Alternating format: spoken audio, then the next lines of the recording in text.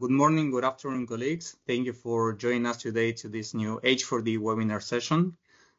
Before jumping into our discussions, let me briefly introduce our speakers for today's session.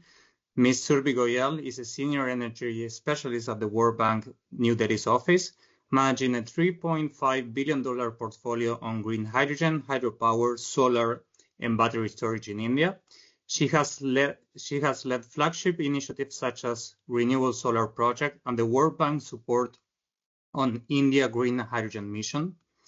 Sivakumar Benakoma is a director for Power System and Solar Energy Corporation of India, with over 3 decades of experience in power generation and renewable integration. Before joining SECI, he served as the Chief General Manager at NTCP Green Hydrogen Limited, and was the first CEO of this joint venture with Indian Oil. Mr. Tomoyuki Jigatkumi, he is the Director of Energy Transformation Strategy at JBIC, leads global efforts on clean energy and sustainable finance. Since joining JBIC in 2005, he has held key roles across Asia as key representative in Bangkok and Deputy Director in Japan's Cabinet Secretariat. Mr. Trevor Brown, he's the Executive Director of Ammonia Energy Association, heads the global network advancing the responsible adoption of clean ammonia at both as a fuel and hydrogen carrier. A chartered financial analyst, he has been leading advocate for sustainable ammonia technologies over a decade. And finally, Mr. Daisuke Hirota, he's the Director and Investment Strategy at Japan Ministry of Economics, METI, oversees hydrogen and ammonia policy and green transformation investment promotion. With a background in both energy policy and international relations, his JP Japan support scheme for hydrogen development. So thank you all for being here today. Surbi, the floor is yours. Thank you so much, Ignacio. Good morning, good afternoon, good evening, everyone. It's a pleasure to meet you all again, of course, in virtual mode. But yes, I do recall fond memories from our previous physical meeting. Okay, so this particular H4D webinar series is about India's green fuel auctions, and specifically we will be focusing on how India was able to pull through the green ammonia auctions that were recently concluded. As majority of you may be aware that National Green Hydrogen Mission for India was launched somewhere in January 2023. Since then, India has come a very long way from launching the policies and the guidelines underneath to launching of the tenders, concluding placement of the award and construction of the activities which were awarded under those various incentive schemes, as well as some of the pilot projects that are coming on stream. So with that, a lot of momentum has been created in India. Specifically, the focus of the mission was on 2 sectors. One was in refineries, which went ahead to have their own bids because green hydrogen production needs to be co-located to the refineries. And then, of course, the second sector that was being focused upon was the fertilizers, and underneath the green ammonia. Now, green ammonia is something which is decentralized and it's very disaggregated across the country. And there is where MNRE, together with Solar Energy Corporation of India, the nodal agency of Ministry of New and Renewable Energy, Government of India, to push forward the green hydrogen mission objectives. So together they, placed SECI as an aggregator to combine the demand of the 13 refineries across 13 tenders, and then sequentially each tender was launched and opened and awarded. What we know, and of course we will know more in details, is that these awards have been very, very low, almost 40% lower on an average from the similar awards that have taken place globally. So it has been truly from bids to breakthrough, as the title of this session really reflected. In addition to this, of course, we will hear in a lot more details from Mr. Sivakumar, who is representing SECI and will be walking us through the journey of India. In addition to him, we have representatives, of course, from Japanese counterparts, JBIC, and our colleagues from Ammonia Energy Association, who will be talking about the collaborations that they are having with India, how they all are contributing towards deepening the green hydrogen and green energy linked to the green hydrogen / ammonia tenders to take this to the next level. Of course, offtake remains one of the largest questions. Green ammonia tenders run by SECI have been able to give the right indications to the market, but going forward, how we can exponentially increase the demand is what all these associations and organizations are helping India with. So with that, let me welcome you all once again. We have a very nicely curated session for over next 1.5 hours. And we hope that this will be an interactive session. We have the experts from all the fields connected today. So let's make it a success. Thank you so much. Ignacio, back to you.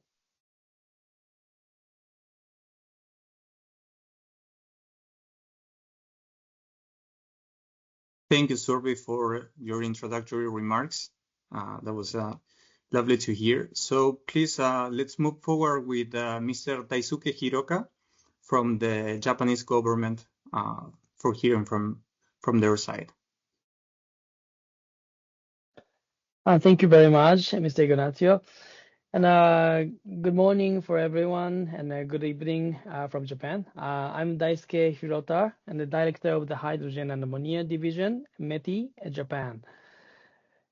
And thank you very much for invitation to this webinar. And I would like to express my sincere gratitude to the World Bank, the organizer. And actually, Japan and India are both global leaders in developing hydrogen and ammonia market. At the same time, we're partners sharing many common initiatives. In this August, Japan and India signed a joint declaration of intent on clean hydrogen and ammonia, agreeing to promote mutual policy understanding and identifying specific some kind of R&D project. And India's national green hydrogen mission is notable for us. Its ambitious goal of producing 5 million tons of green hydrogen annually by 2030. And equally noteworthy is its comprehensive strategy, which includes demand creation and building an enabling ecosystem to support scaling and development. So these perspectives align closely with the key messages from the chair's summary issued at the Hydrogen Energy Ministerial meeting hosted in Japan last month in Osaka. So we believe demand creation is essential for expanding hydrogen utilization. To achieve this, it's crucial to promote hydrogen use in each country and build international supply chains. Actually, India's auction schemes for hydrogen and ammonia have shown remarkable progress. And also in Japan, we are also advancing supply chain development through the CFD, a supporting scheme based on the Hydrogen Society Promotion Act. That's focusing on price gap support totaling approximately $20 billion. Actually, at the end of the last month, we announced the first 2 awarded projects under this support scheme, both excellent examples of local production and consumption. That's a small package project. The first project, led by Toyota Tsusho, will produce 1,600 tons of green hydrogen for use in green steel production, contributing to industrial decarbonization. And the second awarded project by Resonac will produce 20,000 tons of ammonia from waste plastics to be used in chemical synthetic fiber production, promoting innovation and circular economy. In this fiscal year, Japan continued to build up such kind of projects one by one and promote the concrete and practical implementation of hydrogen and ammonia. So at today's seminar, I hope participants gain valuable insights from the world's leading initiatives.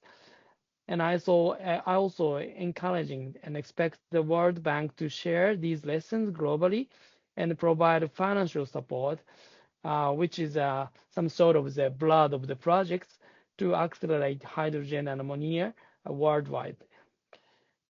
It is essential that demand creation is promoted not only in a few countries, but global communities as a whole.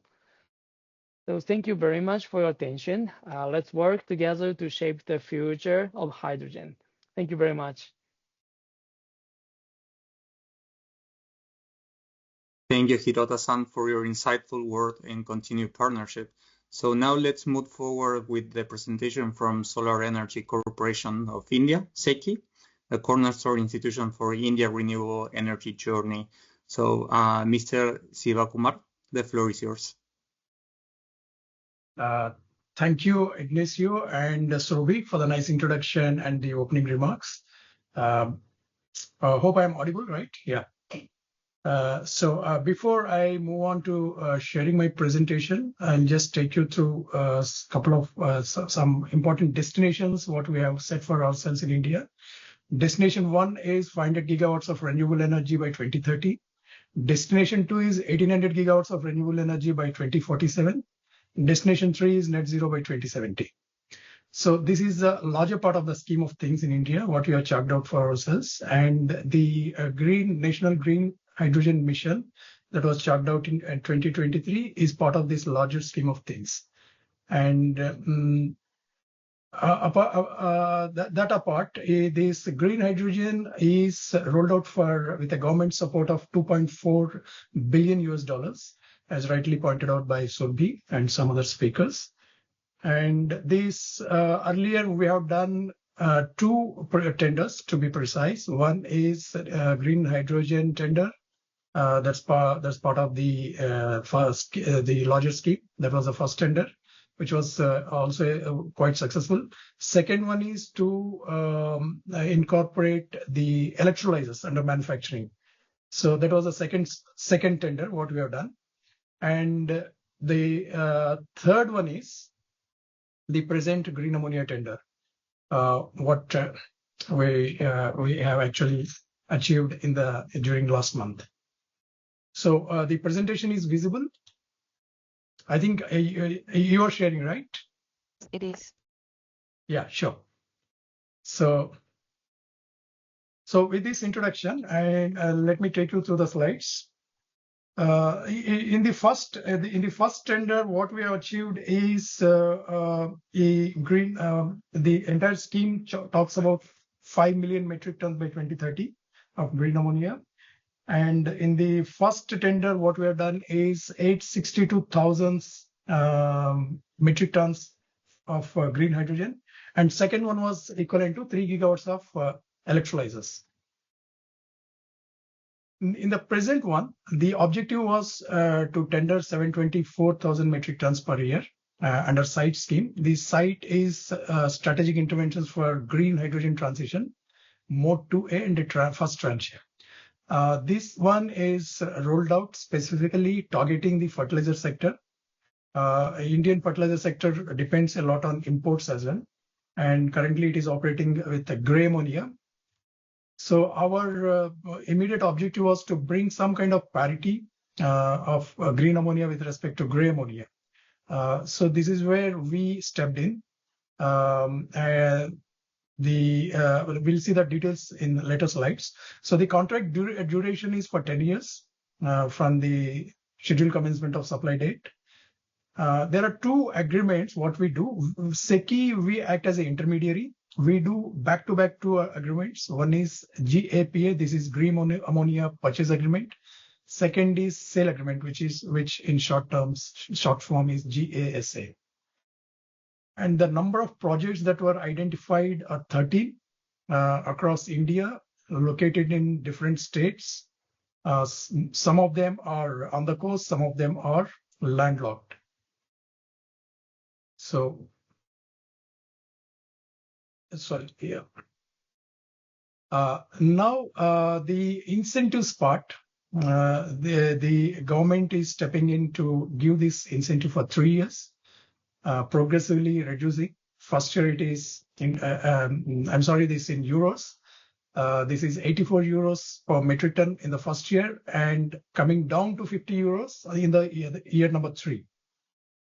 And some of the milestones and timelines that have been specified in this, the financial closure must be achieved within 12 months of the purchase green ammonia purchase agreement. The effective date is the date of signing of this agreement, which is called the effective date. So within 12 months, the producer must achieve the financial closure. And the scheduled commencement date is 36 months from the effective date. And the commissioning deadline is 12 months. Maximum he can go beyond the commissioning date is 12 months after the scheduled commissioning date. That means it will roughly encompassing 4 years from the effective date for him to complete the total capacity. Part commissioning is allowed to that extent to a minimum of 25% of the total capacity allocated to a particular producer. And yeah. And typically, these are the various financial requirements, part of the financial qualifying requirements. The net worth will be about 4.81 million euros for 1,000 metric tons per year. And the earnest money deposit that is required from him is 48 euro per metric ton. And there's a performance bank guarantee, which is enshrined as part of the agreement, is 72 euros per metric ton. And there's a success fee, which will be to our kitty, that's SECI, that is 4.8 euro per metric ton. Yep. So the delivery point is the procurer's factory limit.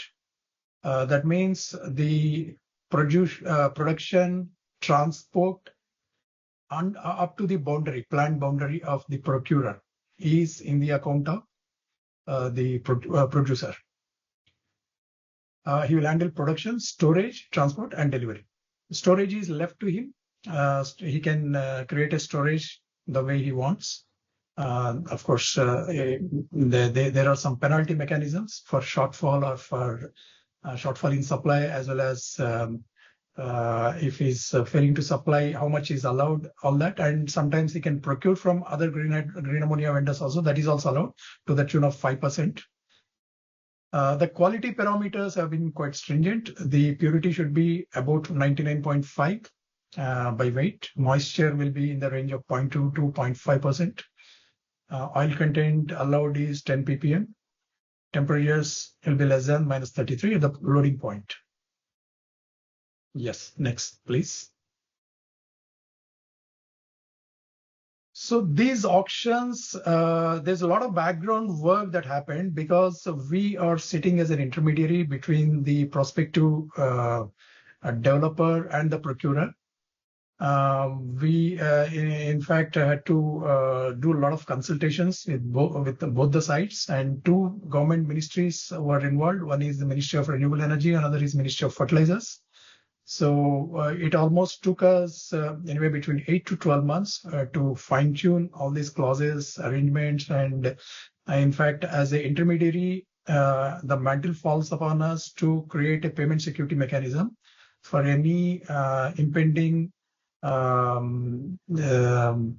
realization of the sale or purchase proceeds. So we stand as guarantor in between. That is a major point of success of these green ammonia bids.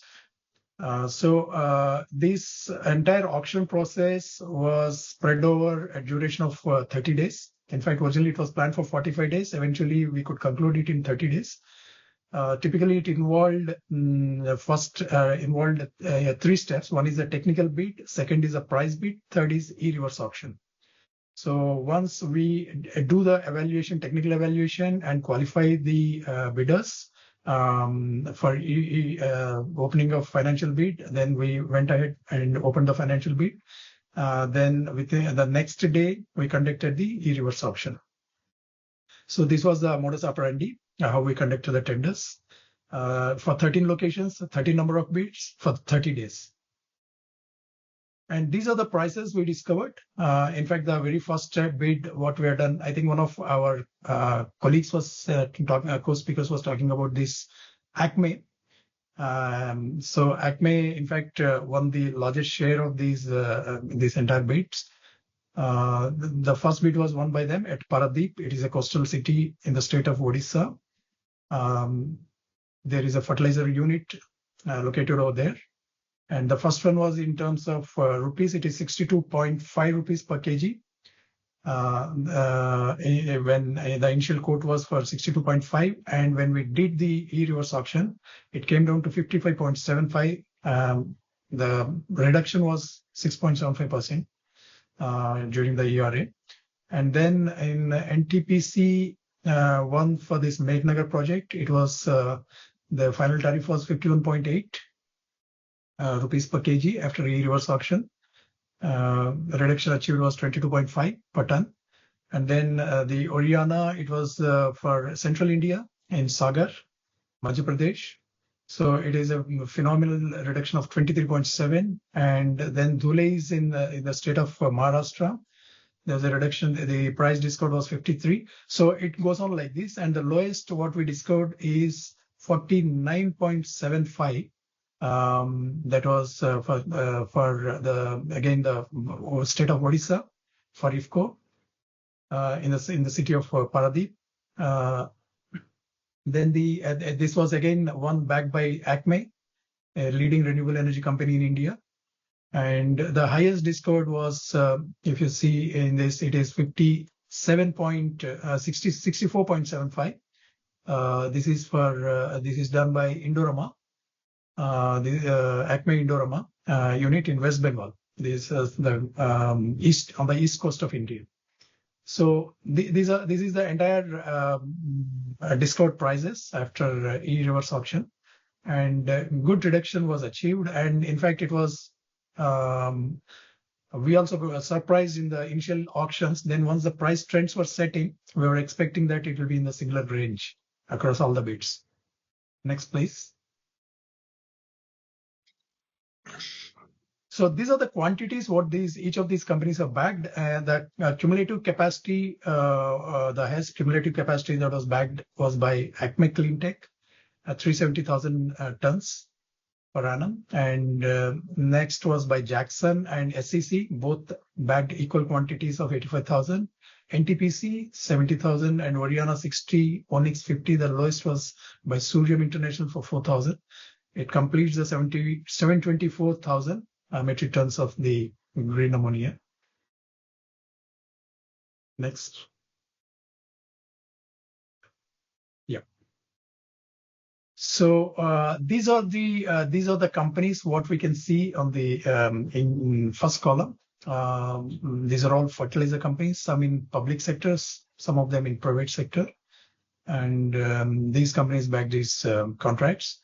And the last column will give the states where these units have been located, and supply rules have been fixed that the delivery point will be at the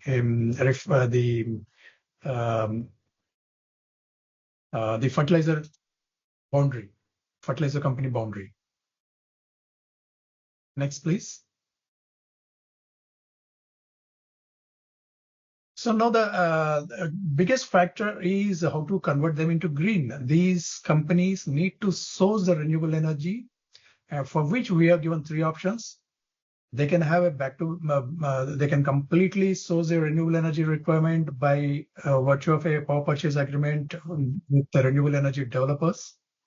The timelines have been been fixed quite stringent. Within 6 months of the effective date, they need to sign the power purchase agreement with the renewable energy developers so that the green energy sourcing is confirmed. The second option given to all the developers, green ammonia producers, is they can install their own captive RE generating projects.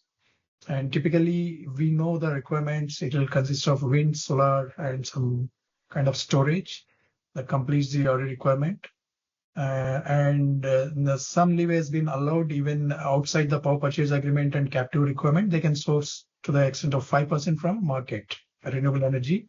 India has a well-established renewable energy market, which consists of both day ahead and also the real-time markets, which we call GDAM, green day ahead markets, and green real-time markets. So this option has been given to the prospective green ammonia producers. The third one is they can use the combination of either of both of these options. In case they have to put their own captive projects, they must demonstrate their project readiness just 1 month before the scheduled commissioning or scheduled supply date of the green ammonia. 1 month before, they should demonstrate the availability of green energy with them. And within 6 months of the effective date, they should share with us the RE capacity, what they are proposing, and the configuration of the RE, and also the location and availability of the connectivity for transmitting this RE energy to the green ammonia project. So these obligations, if someone is going for a combination of these two options, then he needs to demonstrate both of them within the timelines specified under each one of them respectively. Next, please. So this is what I was saying about the connectivity, transmission, and GNA. GNA is an arrangement in India, which is known as the General Network Access. There is a central agency called Central Transmission Utility. Central Transmission Utility, from time to time, they will publish the margins available in the existing connectivity and also the upcoming network and their scheduled operational dates. So these connectivities will be offered to the prospective renewable energy developers on first come first basis. Of course, with certain conditionalities, like they should be having the land, they should be having they should have done the they should have all the financial criteria of net worth and all that. Sufficient demonstration of these criteria are required for getting the connectivity, because connectivity is a precious commodity.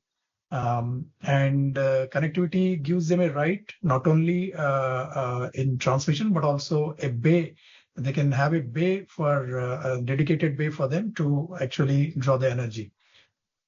So the green ammonia producer, he must secure this connectivity within 12 months of the effective date and ensuring all the approvals in place before the SCSD. And within 1 month, he should demonstrate the availability of the green energy for which can power the green ammonia project plant. And this comes with a lot of penalties in case of any delays. And in case they seek extensions, it will come with certain costs. So since they have bid with very tight kind of discovered costs, so they will be seeing that they will not go beyond the specified schedules and avoid any kind of penalties. And next slide, please. So these are the timelines to recap. Connectivity approval, either in PPA mode or the captive mode, is within 12 months of the effective date of green ammonia purchase agreement. And the approval must be prior to SCSD and mandatory. This condition is mandatory for achieving the financial closure. Then the second is the start date of connectivity and GNA in approval. This must be prior to SCSD of green ammonia project. Again, 1 month before the scheduled operationalization of the green ammonia. Then the extension of SCSD, if connectivity is stopped, in case the connectivity is getting delayed beyond the SCSD, even though there is no issue with respect to the developer, so the SCSD will be revised to 60 days after actual operationalization of the connectivity. For example, at the time of applying for the connectivity, he says the connectivity is 36 months from today. And actually, for some reason, the connectivity gets delayed, which is for no fault of either the RE developer or the green ammonia developer. So the actual operationalization date plus 60 days are allowed for the green ammonia producer without any penalties. But then the proper alerts must be submitted to us within the deadlines. Then the penalties are there for delaying demonstration of readiness of the RE project. The penalties in terms of Indian rupees is 50 days per day per ton of metric ton. plus the applicable taxes. And the charges will be refunded without interest if supply commences before the scheduled commercial date. This is on a returnable basis. So then in this slide, I'm not talking about the payment security. We have created a payment security fund, which will take care of at least 1 month of the total green ammonia produced in that month. That will, in terms of Indian rupees, it is 360 crores, which is about 3,600 millions Indian rupees.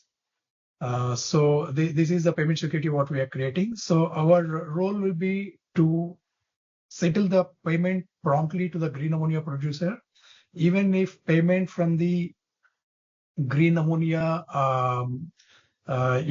utility is not made to us within the timelines. Of course, there are various penalty mechanisms enshrined there as well. So we stand as guarantor for paying the green ammonia producer. So I think we have reached the end of the slides. Just in case, next slide. Yes, that's the last slide. Now I'm open to any questions from co-speakers.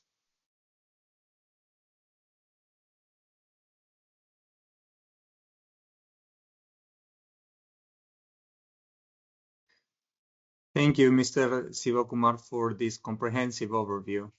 And now we can turn back to our Japanese partners from a perspective on financing and international cooperation.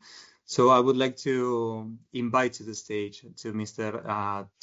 Tomoyuki-san from JBIC. The floor is yours. Okay. First of all, thank you very much for giving me an opportunity to introduce JBIC's activity in the hydrogen sector. So I am Tomoyuki Miyaguchi, Director for Energy Transformation Strategy, Japan Bank for International Cooperation, JBIC. So maybe I send the slide. So can I? Is it possible to share the slide?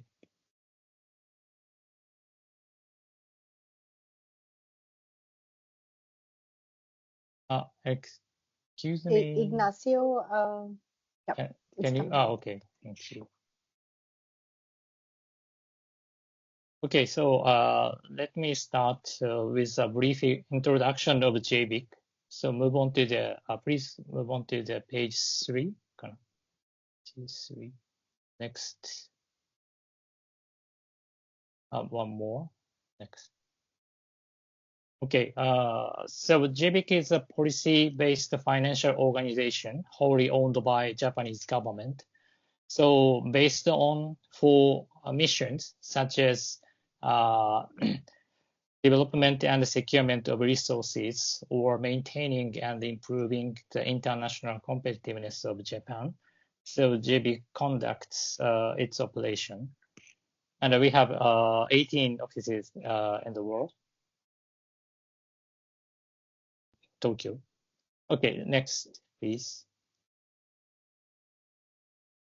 So regarding the hydrogen sector, JBIC established the Energy Transformation Strategy Office about 3 years ago in order to consolidate its effort in supporting the global hydrogen value chain development. So my office is responsible for all hydrogen-related debt transactions from upstream to downstream worldwide. Please move on to the next slide. So since the establishment of the office, we have signed more than 30 MOUs with global hydrogen players, including private companies, governments, and government-related entities. So in order to promote international partnerships. And we have also identified over 100 projects related to Japanese businesses worldwide but including, of course, some primitive projects. So India is increasingly gaining attention as a country with abundant renewable energy sources and strong government support.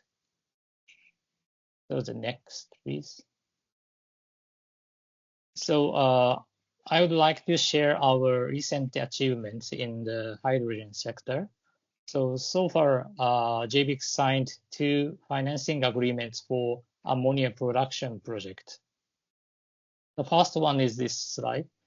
So it's worth over $600 million in connection with a low carbon ammonia production project in the United States. So the project is operated by joint companies, joint venture owned by Japanese and US companies. And this project company plans to produce blue ammonia using CCS technologies. And the next.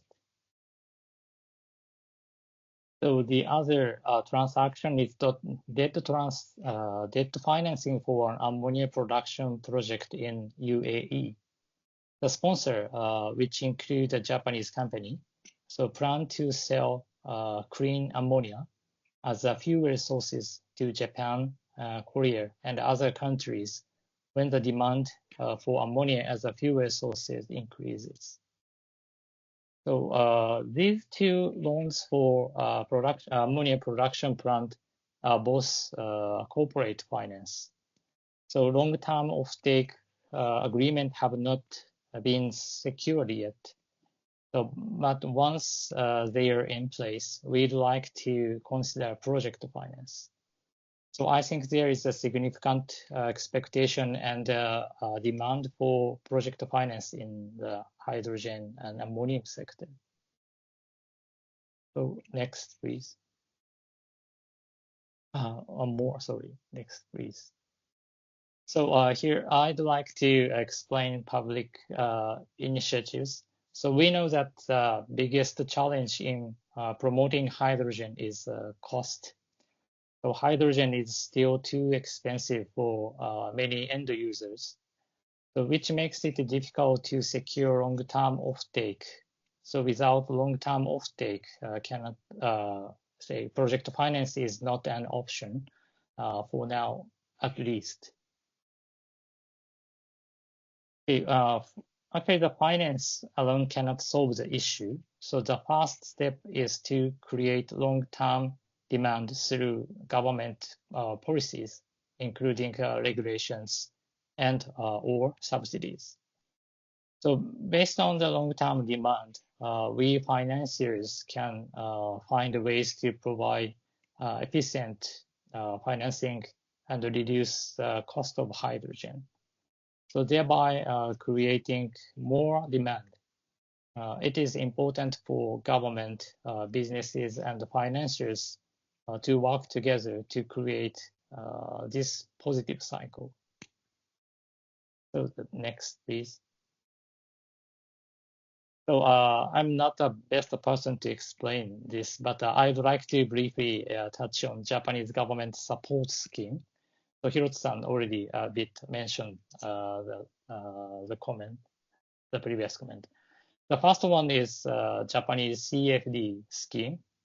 So it is a subsidy program designed to promote the adoption of low carbon fuel, such as hydrogen and ammonia, by compensating for the cost difference between the fuel and the conventional fossil fuels. And the next, please. The next one is long-term decarbonization power. Long-term decarbonized power source auction, the LDPA. So the purpose of this scheme is to promote long-term investment in decarbonized power source, such as renewable or hydrogen. So as a successful bidders receive fixed capacity payment for up to 20 years, so ensuring revenue predictability and encouraging large-scale low-carbon energy development. So Japanese government is promoting hydrogen utilization through large-scale policy support if it is compared with other countries. The next, please. So let me elaborate a bit about the role of financing. So finance can contribute to reducing the project cost, especially in green hydrogen production projects. CapEx accounts for a significant portion of the total project costs. So according to the World Bank report, so 10% reduction, 10% point reduction of cost of capital leads to 45% reduction in hydrogen production costs. And the expected return on debt is much lower than that of equity. So maximizing the use of debt is one of the keys of cost reduction. And next, please.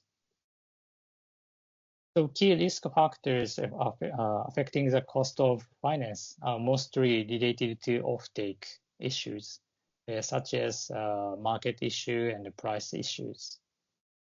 And that's why it is crucial for a highly creditworthy off-taker to commit to long-term fixed price purchase agreement.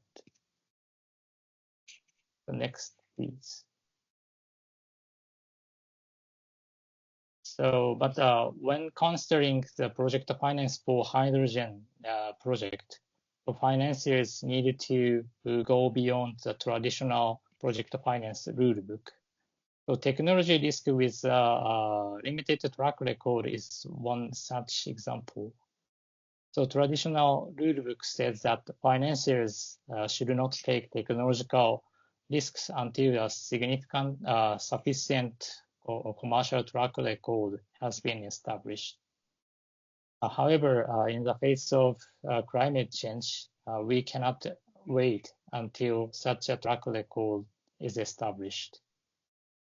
So JBIC introduced the so-called special operation, so that enables us to take risks more deeply than in normal transactions. So we can use special operation to take risks in hydrogen related technologies, risks with limited track record.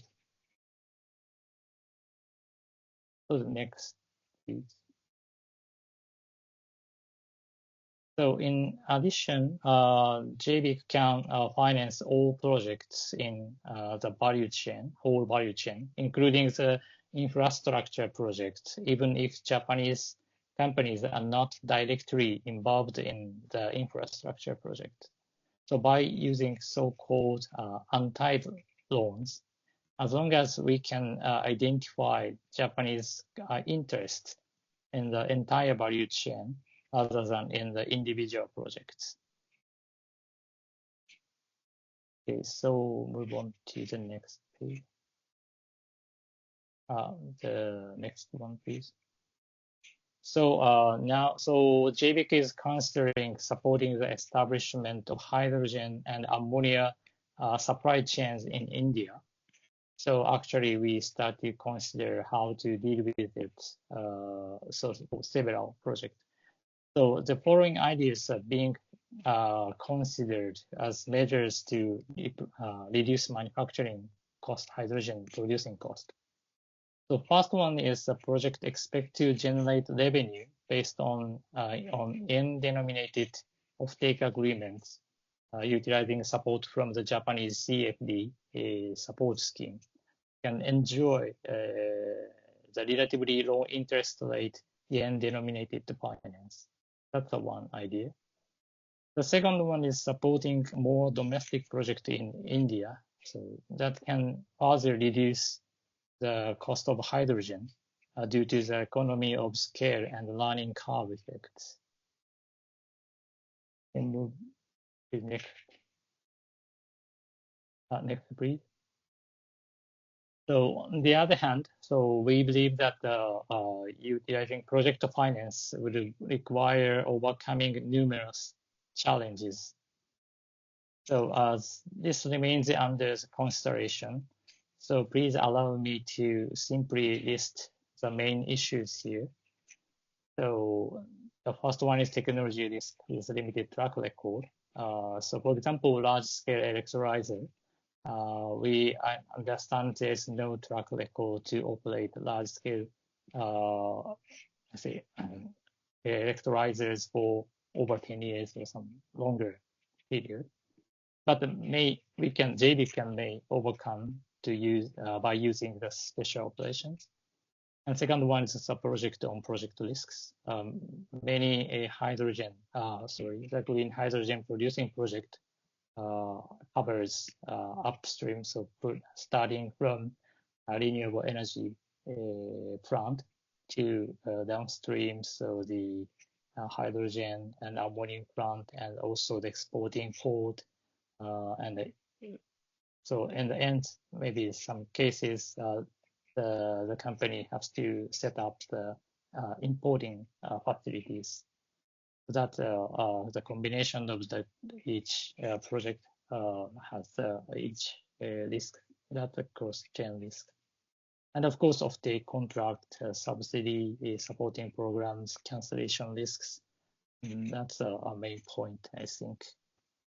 So we would appreciate having the opportunity to exchange opinions how to overcome these issues with any interested party. So this is the end of my presentation. Thank you very much.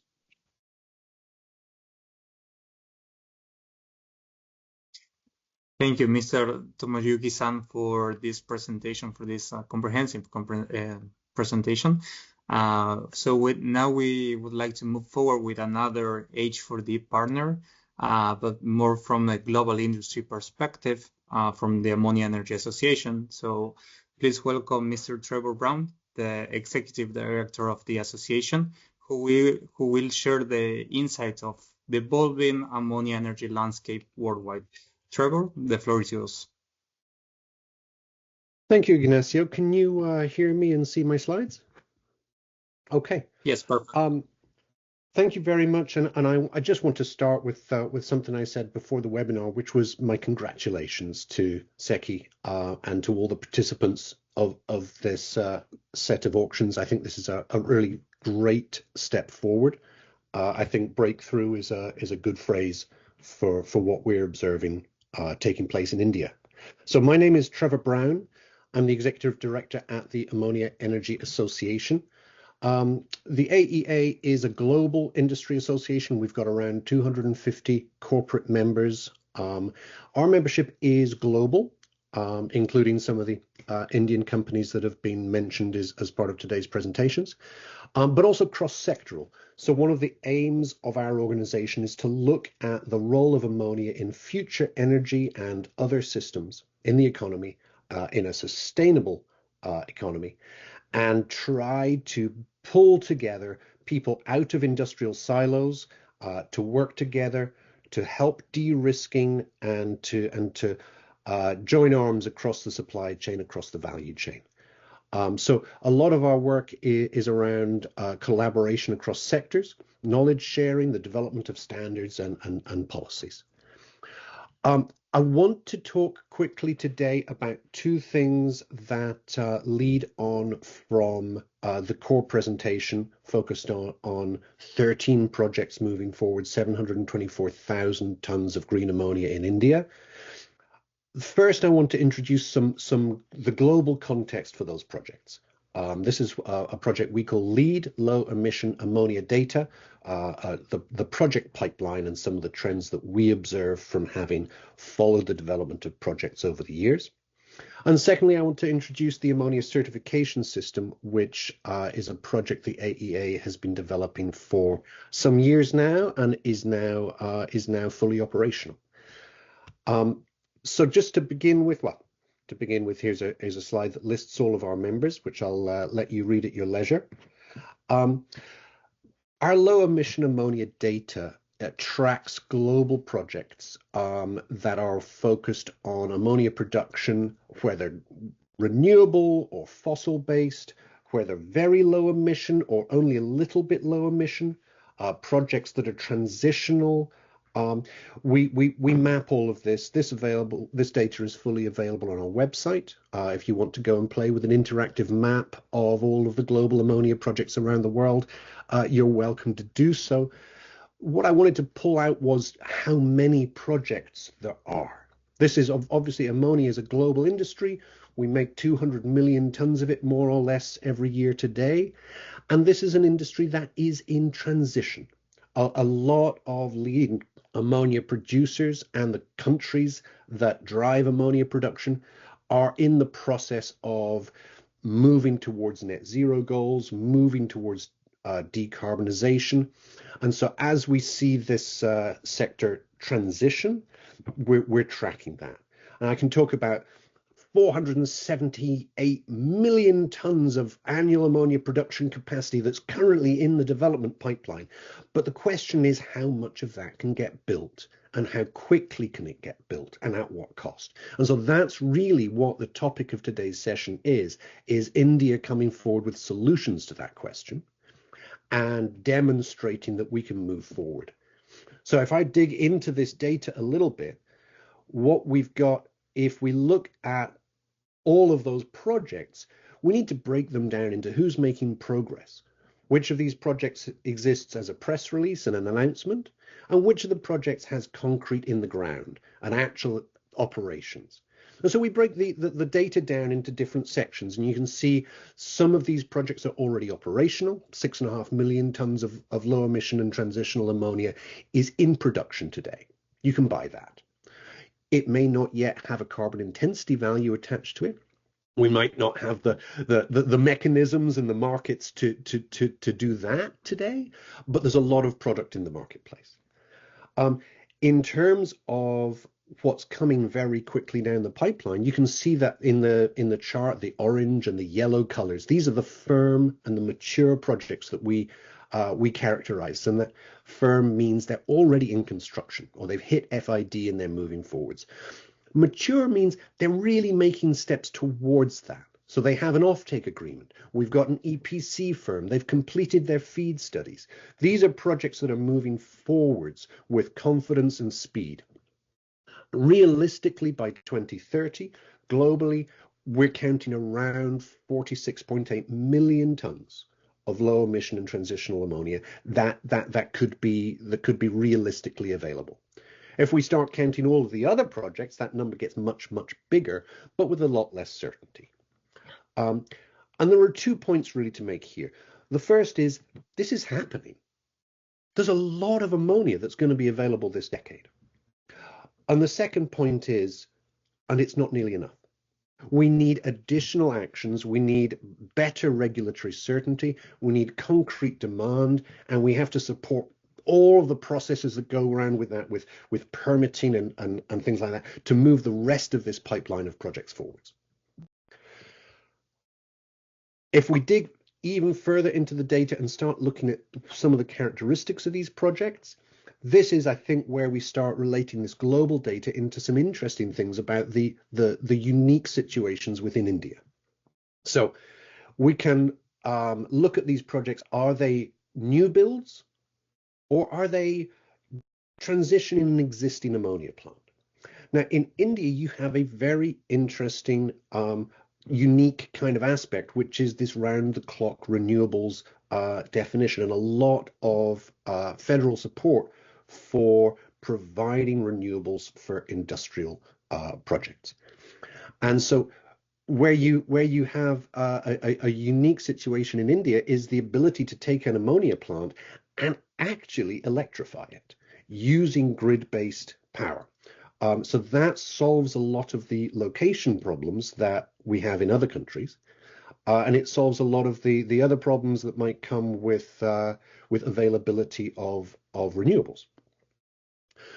You've also got a very interesting shift in the global portfolio of projects between where are people focused on using gas-based ammonia and where are people focused on using electrolysis-based ammonia? And again, this is something that we see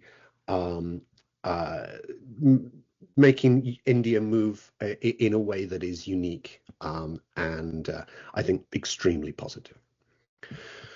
So I wanted to move on to my second topic briefly, which is the ammonia certification system.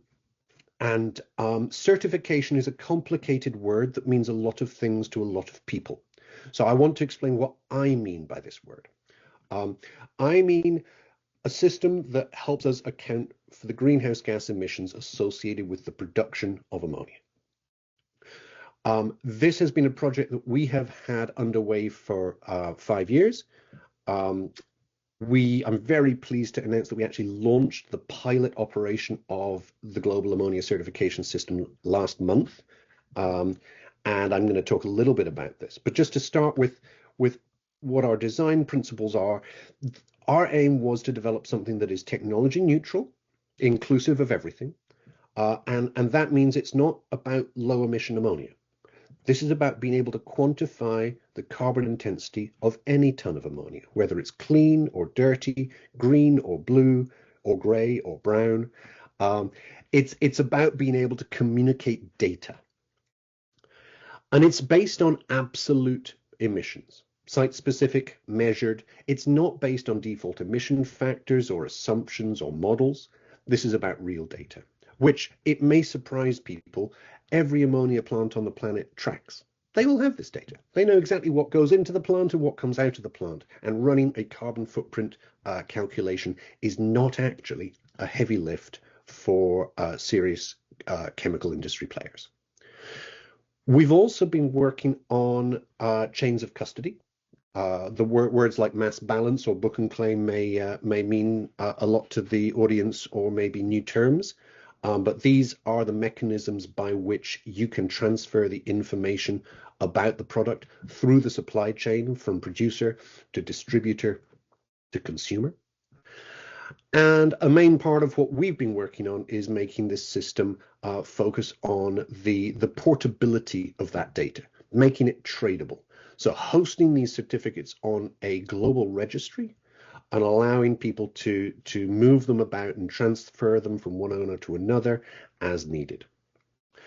The primary objective here is we're trying to support global alignment. So a lot of what we're seeing in today's work with SECI, these are focused on domestic consumptions of domestic production.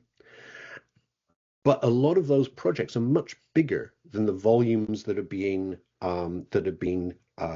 tendered and auctioned as part of this. So a lot of those plants have a much larger capacity, and while some of the product is flowing into domestic Indian fertilizer markets, other parts of that product are perhaps being earmarked for exports or perhaps as maritime fuels.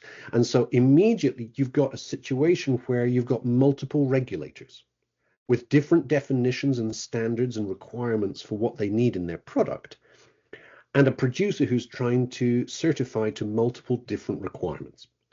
So what our objective was to support global alignment of that marketplace by creating a structure where certificates for ammonia could be portable between different regulatory regimes.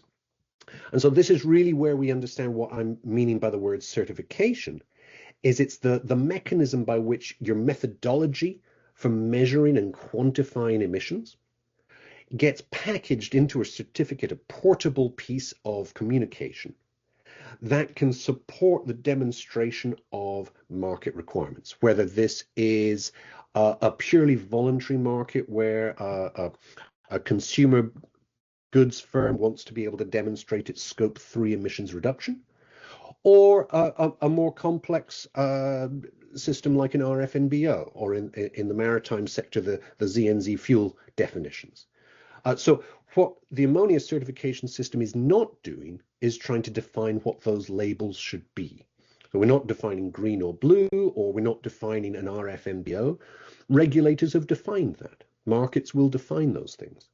What we're working on is certifying that the data we have about a ton of ammonia is really good, is trustable, and is robust and can be handed through the supply chain with security.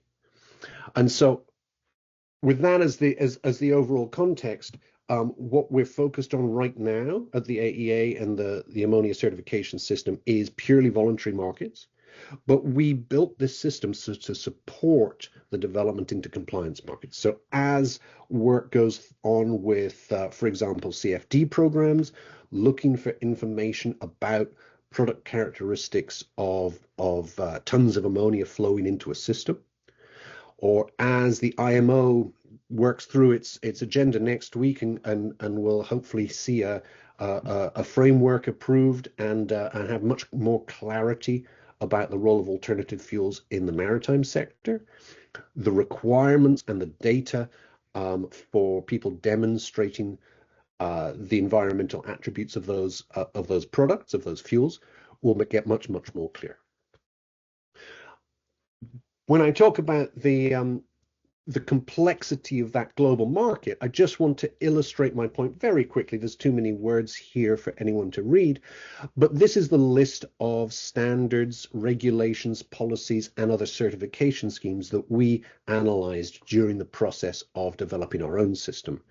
And you can see immediately the complexity that a single ammonia producer might face as they try and market their product. Well, which of these standards are they trying to meet? Which of these standards is their customer trying to meet? How many of these standards do we need to independently, separately certify for? It becomes very complex very quickly. And to illustrate the complexity, I just want to show you this slide, which probably is too small for anyone to read, but this demonstrates the carbon footprint thresholds of some of those different standards. On the left axis, you have data in kilograms of CO2 per kilogram of hydrogen. On the right axis, you have the equivalent data in kilograms of ammonia. So this is ammonia and hydrogen standards visualized together. And you have a broad range of different values for what is an acceptable carbon intensity of a ton of ammonia. Not only that, if you look along the x-axis, you've got different boundaries. So are you doing gate to gate, well to gate, well to wheel? Each of those boundary scopes requires a different set of methodologies to support the development of the data. So as you look at this, which actually paints a picture of the fragmented global market today, a lot of these are in process of being developed and being written and rewritten. A lot of this picture is moving, but it illustrates the complexity as we move from those early bilateral offtake agreements or initial CFD programs where we can identify a single producer providing a single supply of product. And we move into where we hope we'll be in 5-10 years, where we have millions of tons flowing around in a liquid commodity market. This complexity needs to have some alignment and simplicity so that market can emerge and so that we can scale up the adoption of low emission ammonia. So to wrap up, this is a system that obviously I could talk for hours about, and this is not the time or place for that. But as we move from these early auctions, early tenders, initial CFD programs into that global market, certification is going to be a key tool of enabling that to happen. Our pilot is now operational. We set it up last month. The first companies have signed up to participate in it this month. We'll be running this pilot for at least a year, and we welcome any organizations who want to participate or want to simply observe what we're doing and learn more about this. You're very welcome to contact me and have a conversation if you'd like more information. So thank you very much for your time and for your attention, and I look forward to the rest of this discussion.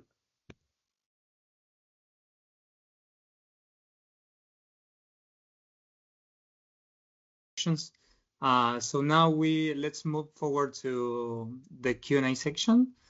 Please feel free to raise your hand, or I saw some questions on the chat, so I would start with those ones, but please feel free to keep leaving your questions or open your mic as you prefer.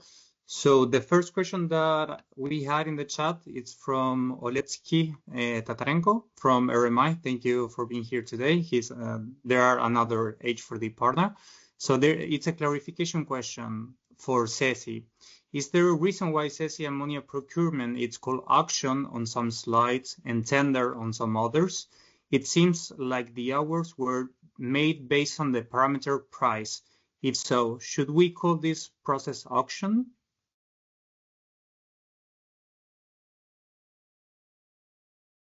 Okay, I can see a number of questions in the chat box. Should I go one by one? Yeah, yes, sure. please. Yeah. The first one is, what are the spatial, temporal, matching and additionality requirements? India, I should say, it is one single largest interconnected grid, and RE injection can happen from anywhere in India, and RE drawal can happen from anywhere in India. So the injection points and drawal points can be temporally or spatially, they can be different. And though Government of India is trying to create some renewable energy transmission corridors, but they have very limited use in reality. It is just to evacuate the power, additional transmission system that is warranted to evacuate RE power in very, very RE-rich zones, which otherwise were not connected earlier. So this scheme is pertaining to only those few areas. So otherwise, the RE-rich states are on the west side of India, states like Rajasthan, Gujarat, Maharashtra, Andhra Pradesh, Madhya Pradesh, and Karnataka. So typically, the RE injection happens from any of the states from these areas, any of the RE projects in these areas, and the drawal is, as we see, the green ammonia projects are located all across India. So drawal project can be anywhere. This apart, there is a facility of banking. The RE energy also can be banked, and the banked energy can be drawn. Certain states facilitate this arrangement as well. So the spatial and temporal matching is not there, but then the matching of the meter is very, very critical, very important. So the injection point, the meter data is gathered, and the drawal point, meter data is gathered. There is something called periodic energy accounting system. There, these things are settled. So I think I'm clear as far as this question is concerned about the temporal spacing, spatial requirements. And the second point, I would like to insist that there are some green attributes as well for the green ammonia production. So the green attributes are solely reserved by Government of India. So once the system is established in India for trading of carbon credits, these attributes will be consumed by country, or we can actually sell these green attributes in the global market. This is about the first question. And then the green fertilizer compared to fossil fertilizer. Conventionally, the fertilizer sector is subsidized in the country. We know that very well that the inputs are either natural gas or LNG, or sometimes it's naphtha for production of urea. So this is again largely dependent on the global gas or oil prices indexed to that. So this always is a variable component. But however, the Ministry of Fertilizers, they give a subsidy component so that the end consumer is not affected. Though, as I said, the fertilizer, the green ammonia, the gray ammonia cost may go anywhere between, say, 300 to 700, depending on the global prices. For example, during COVID, it fell to all-time low, historical low. So if you say in terms of rupees per kilogram, it was as low as 30 rupees per kilogram, the actual production, which was not warranting any kind of subsidy injection. So it picked up. and now reached say 40-45 rupees. So the subsidy element as far as fertilizer sector is concerned, it is going to stay. But then the VGF that is injected into system for 3 years is making the green ammonia affordable for the fertilizer industry to accept it in this form. And it was Trevor also amply explained this concept that was discussed in India. And coming back to, I think I have answered you, Salazar. If you have any follow-up questions, I'm glad to answer. Before I go to Surbhi's request of elaborating the challenges what we faced.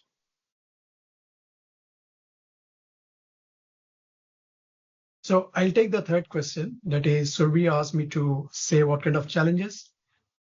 Since it was being dealt across 2 ministries, the initiative is, though it is a government of India, the 2 ministries are involved in this. The green ammonia tender is under the aegis of Ministry of Renewable Energy through SECI, and green ammonia is from Ministry of Fertilizers. We need to gather the requirement in the first place from various fertilizer units who wanted to get into this green ammonia business. They were quite skeptical in the beginning. They were not very sure what will be the quality, what will be the quantity, where it will be measured, whether it will be fertilizer gate or it is the RE exit, the green ammonia gate or fertilizer gate. These are the issues which took a considerable amount of time to convince the off-takers. So this is the first challenge what we've met, and continuous dialogues, deliberations to understand the fertilizer industry. It itself took us some time. We need to get into the details and the day-to-day issues. So finally, it was decided that the quantity and quality will be measured at fertilizer gate. So this is what we concluded upon. The second one is, since we're talking of green ammonia, suppose if someone establishes the captive renewable energy plant for the production of green ammonia, should we also include the cost of the renewable energy project as far as their financial qualifying requirement? So we deliberated a lot about this. Then finally, we decided, since we are also giving them options of sourcing them through a PPA from existing or upcoming RE projects, so we have done away with that provision also to inject more competition in the market. So the financial, in a way, the financial criteria was a bit more relaxed, which is not considering the capital cost of the renewable energy projects. So that is the second challenge. It also took us for some time. And then the third challenge was the third major challenge. There were many challenges we faced across. I'm just trying to enumerate the major ones. The third one was to check out the payment security. And SECI as an intermediary, we also have a lot at stake. Since we are committing the payment promptly to the green ammonia producer, irrespective of the payment settlement from the off-taker, so we need to maintain a fund. So it took us a while to check out the fund requirement. We said that at least we need to have a 3-month kitty at our disposal. So to start with, we said we are happy with 1 month's kitty. So we could generate Indian rupees equivalent of 300 to 400 crores. So this is the third major challenge. Now still we are building up the kitty, and we are trying to again, and we are discussing with the ministry to enhance this from 1 month requirement to 3 months. So the 3 months is will be much more meaningful in case of defaults by the off-taker. Then even though there will be a default by the fertilizers sector, then we requested the ministry also to stand as a guarantor, so that these payments are settled in due course, will not be stretched beyond the security kitty what we have. So this also took us a while to get the ministry, to convince the ministry and get their nod. So these are some of the challenges what I can see. For paucity of time, I'm happy. If any more questions are there, I can take them on email, or Surbhi can coordinate. As far as the presentations are concerned, Surbhi, I think you can share with all the participants the presentation, and I'll be happy to help them anytime. So over to you. Thank you so much, Sivakumar, for your introductions and for your key words and remarks. Trevor, I see your hands up, so please feel free to jump in. Thank you so much, Ignacio. So, Sivakumar, I had two questions that I would love to ask you, but I know you don't have a crystal ball and you can't predict the correct answers. But perhaps these are topics that you have studied as part of setting up the program. So the two questions I'm fascinated about are the tenor of the contract. So these are 3-year, and I know this is shorter than many others. So H2 Global is working on 10 years. We've got some tenders out of Singapore that are longer. I'm curious what the thought process was around 3 years, if there's anything you can share there. Obviously, when you're dealing with a very large volume of tons, $1 billion is a very small amount of money or a very large amount of money, but it can disappear very quickly. So that's my first question is how do we come to the 3 years? How do we feel about that? And then my second question is even more complicated. Do you think there's any relationship between the investment going into these green ammonia tons and the subsidies going into the Indian urea sector? Is there an interaction? Is there or are these entirely separate? I'm sure that this is a question that came up. I don't know if there's anything you can share. Thank you. Yeah, sure. First, I'll take your second question. Both the subsidies are independent. There's no dependency. Irrespective of green ammonia becoming successful or not, the fertilizer sector is having a fixed amount of subsidies so that end consumer is never affected. The amount of subsidy, yes, it can vary. It is linked to the global gas or oil prices. So that's point number one. That is a lot easier in a way. And this subsidy from green ammonia from space is fixed for 3 years. In fact, we were surprised with the results what we got. We thought the producers will obviously factor it when they're quoting for this, when they're participating in these auctions. So they're very well aware that the subsidy will be there only for 3 years, and after that it will disappear. And we were pretty sure that they would have factored this angle of that, and still it was pleasantly surprising even to us that we got to hit such low prices. And obviously, I think it is something to do with the cost of capital at the back end. And the cost of renewable energy, as we are all aware that to produce 1 unit of, say, green hydrogen, we need anywhere between 50 to 55 kilowatt hours for kg. And then added to that ammonia. Of course, ammonia will multiply in terms of the weight. The energy requirement will be, say, 10 to 12 something. So here comes the efficiency of the equipment. One thing what we didn't limit them, though we have supported the domestic electrolyzer manufacturing industry by one of the earlier schemes, we never restricted the bidders to source only from domestically manufactured, because we are very well aware that we do not have that much capacity. They can source the electrolyzers from anywhere in the world, including those having land borders with India. It is obviously we all understand why that clause was kept. So that is the second point. Probably along with the batteries, now since the storage, India is going gaga about the battery energy storage with the falling price of battery. This electrolyzer, cost of electrolyzers or something not many of us are tracking. So if we see, these costs have also considerably fallen.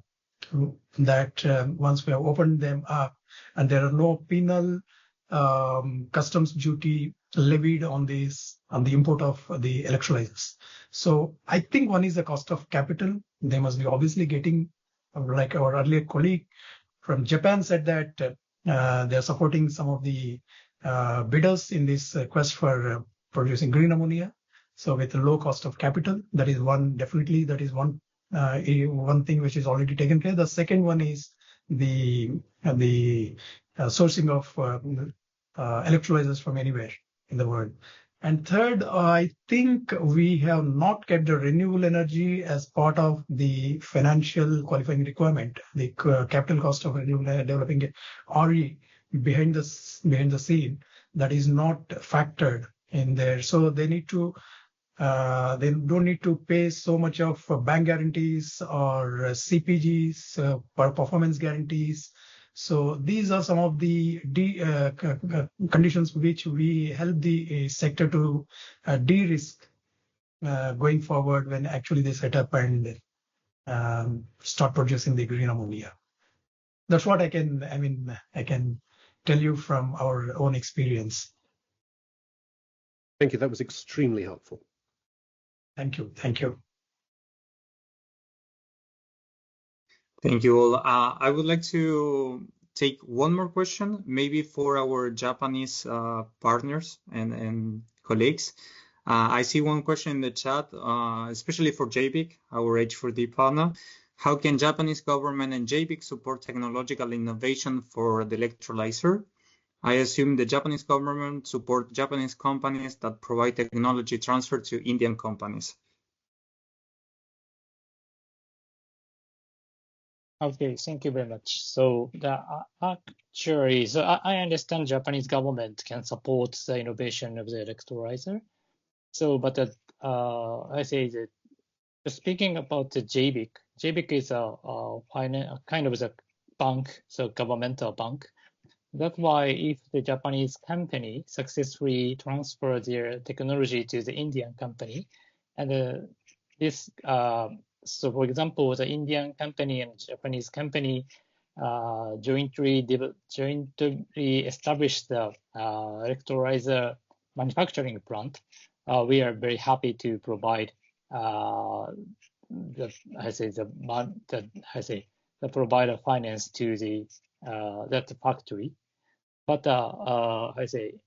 before that, so we cannot provide finance for the R&D process.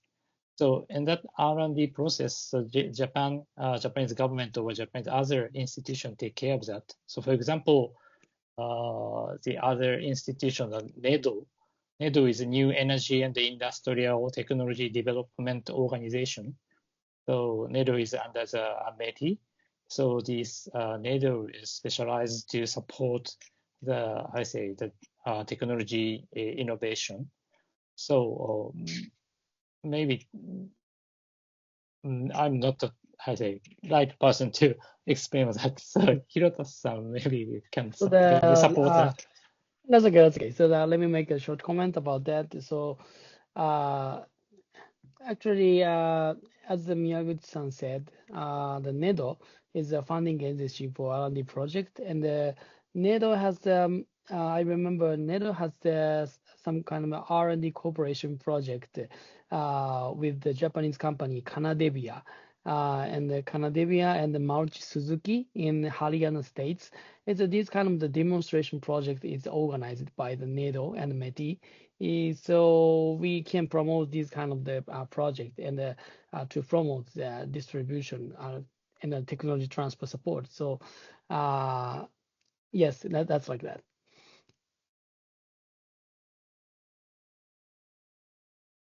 Thank you, colleagues, for your comprehensive comments. So finally, for our closing remarks, I would like to welcome to the stage Dolf. Dolf Gillen is our hydrogen lead from the World Bank, has over 30 years of international experience. He previously served as Director of Innovation and Technology Center at IRENA, and he currently leads the Green Hydrogen Program, which include the H4D and the 10 gigawatts initiative at the World Bank. So Dolf, please, the floor is yours. Yeah, thank you very much, Ignacio. And first of all, of course, I would like to thank the speakers for their very insightful presentations. I think what we try to do through this webinar is, first of all, of course, give you some detail on these Indian data, remarkable Indian data, but also to put them a little bit into the international context. So would there be opportunities for international trade, and how do these Indian numbers compare to the international development of ammonia as hydrogen carrier? And I hope you gained some of these insights. First of all, you heard that the Indian results are very remarkable, with around $600 per ton of ammonia, and consistently across these number of auctions. And you heard a number of the reasons, such as the cost of capital in India, that may explain some of that. And also, I think these numbers are very important for international price finding. The $600 per ton of ammonia is the new international benchmark, I would say, that also producers elsewhere need to strive for. And the gap with, let's say, gray ammonia at $350, $400 per ton is not that significant anymore. That is, of course, another thing. And this price makes the issue of offtake less of an issue, because the gap is much smaller. So therefore, it has important international ramifications. From the World Bank side, we are actively engaging in the support for India development of the green hydrogen mission. So we already alluded to that in our opening remarks. We also try to bring in other development financing institutions, such as JBIC, through our 10 gigawatt Lighthouse initiative. We have 10 priority countries. India is one of the priority countries we're focusing on in the 10 gigawatt Lighthouse initiative context. And we're looking how we can combine the financing means and the financing instruments of the 15 development financing institutions involved there to get these projects to FID and to commissioning. The issue of electrolyzers was also mentioned. We also see that as an important topic. We are currently working on a report on electrolyzers, the status and outlook, with very interesting new insights. We are currently starting the peer review process and hope to make the findings public soon. This webinar was part of a series of webinars. We try to do this monthly, or recently even more than monthly, every couple of weeks a webinar. So please stay tuned, and we hope you found this useful, and we thank you for your engagement and look forward to continued discussion going forward. Thank you very much. Thank you, Dolph, for those words. Thank you, panelists, and I think we can close this session. So thank you all for being here today, and looking forward to seeing you in the next edition.